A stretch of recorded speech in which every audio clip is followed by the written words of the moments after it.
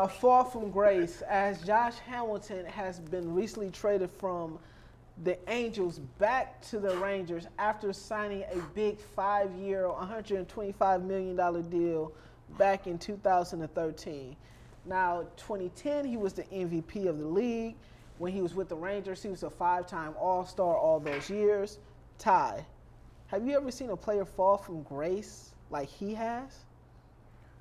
Not to the same extent. I mean, he's so proven what he's done. Mm-hmm. The players that came to mind, well, the first one will be Ricky Williams, especially as it related to substances. Ricky Williams was doing his thing as a Dolphin. Mm-hmm. Cover of NFL Street, I remember getting NFL Street. Ricky was my favorite running back. Oh, wow. A player that, when drafted by the Saints, they gave up all their picks to get this running back out of Texas. They did more than that. They gave up firstborn children. They gave up wives. They gave up left arms. They gave up every.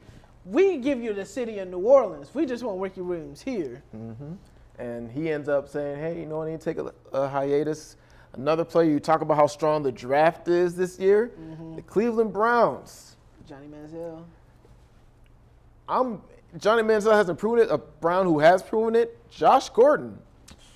Hasn't reached the height that Hamilton reached, you know, took the Texans to 2 World Series. Mm-hmm. But Josh Gordon showed that he was hands down the best receiver after playing a short league. And what happened to him? You know, pulled over the DUIs, the marijuana possession, mm-hmm. and for him to, you know, miss the season and affect his free agent status. So 2 very, very talented players where, you know, external things and things off the field shifted the course of their careers. Well, I'll give you somebody else, Dwight Gooden from the Mets.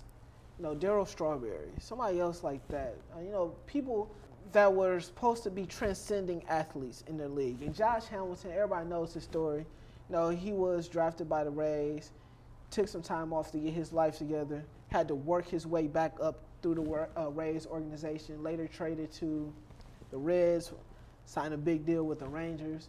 And no, you saw this improving story. You saw him battle his addictions and overcome his addictions. Now to only relapse and go through the pain and go through the struggles that he's going through right now. I was talking to somebody earlier today, a coworker, that it's disheartening. I feel bad for Josh Hamilton for the simple fact that we understand that it's a lot of pressures, a lot of temptations out there, but his life can be in peril.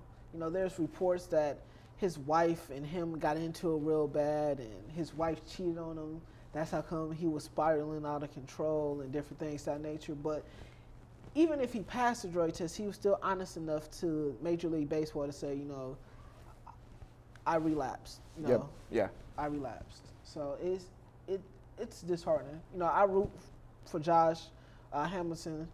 You know, I hope he has a lot of success down in Texas. I hope he can get his life back together, but only time will tell.